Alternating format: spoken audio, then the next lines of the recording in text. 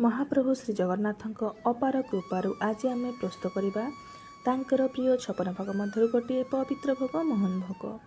यही भोगर सुगंध सरलता और अमृतमय स्वाद प्रत्येक भक्त मन को भक्ति रे भरी दिए। आसतु महाप्रभु को आशीर्वाद सह घरे ही मंदिर स्वाद मोहन भोग प्रस्तुत करवा। शेष पर्यंत निश्चय देखु। जय जगन्नाथ। ये भोग को बनवाई एवं आम गैस ऑन कर गोटे कढ़ई को बसई नवा। तापर आड करदे घी भल मेल्ट होगला से आम कि ड्राई फ्रुट्स को आड करदे भाजी ना भाजी होगा गोटे प्लेट को काढ़ी ना से ही कढ़ी आम आड करदे सुजी। आपण मैंने चाहिए सुजी जगह अटारे यूज करेंगे। ये आम जी सुजी नहींचे तार आम 4 भाग 3 भाग ना घी। जी घी अधिका हे ये भोगटी से बढ़िया भाव बन थाए। तापर आम सुजी को भल भाव में गोल्डन ब्राउन कलर है पर्यंत भाजी नवा। सुजीर टिके कलर चेंज होगला आम ये करदे क्षीर। आपण मैंने चाहिए पानी बनई पारे पानी किंबा क्षीर जहाँ भी आड कर डबल आड करेंगे। जी सुजी नहीं थे मनकर गोटे कप सुजी नहीं ताहले पानी ये 2 कप आड करेंगे। तापर आड कर सारापर आम यहाँ भल भाव गोले नवा। देखो केते बढ़िया भाव हो जापर ये आम आड करदे चीनी कवर कर छाड़दे। किछि मिनिट पर देखिए चीनी मेल्ट होगला ये आउ टिके पतला होपर आम ये किसी ड्राई फ्रुट्स को आड करदे।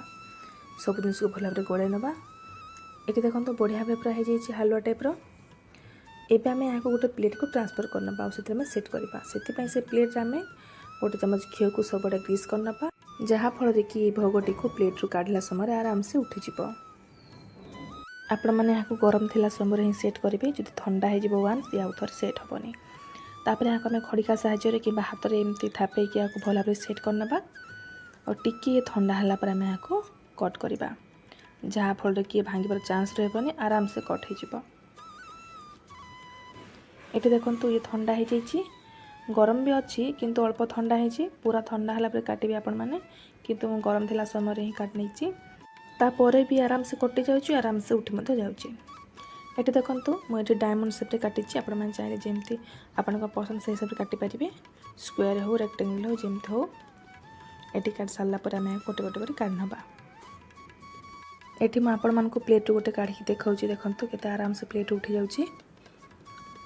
आप देखी जाए के बढ़िया भाव बन जाइए।